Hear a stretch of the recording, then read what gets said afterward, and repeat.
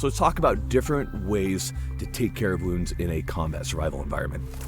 So when it comes to our combat health and keeping wounds clean, the biggest thing is that if we have some type of bleed, if we're shot, if we cut ourselves, we need to, of course, control as best as we can. Best thing you can do in survival situations, if you have some type of bandage that you should be carrying on you, get that pressure on it. If you're unable to control that pressure, of course, a tourniquet is going to be your last option. There are a million different compression bandages that can apply that pressure to help that wound coagulate.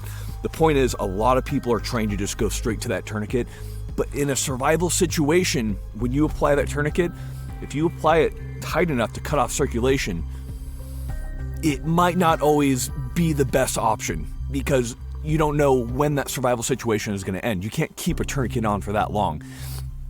With that being said, if you do need to apply the tourniquet, and this is where all my medics are going to cringe, to stop that blood flow, what we typically teach, or what's been taught to me both civilian side and mil side, is that you apply the tourniquet to stop that bleeding because you can't stop it otherwise. Once you're able to, within the hour, to stop and reassess that wound, you're going to very slowly back that windlass off.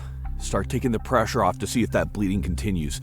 If you're able to back that windlass off all the way without any bleeding, without any clots blowing out, that's when you can then apply a pressure bandage over that because you likely didn't need the tourniquet in the first place. But the point is a tourniquet is more than likely in a survival situation going to be a death sentence for that particular limb. So use them when you absolutely have to,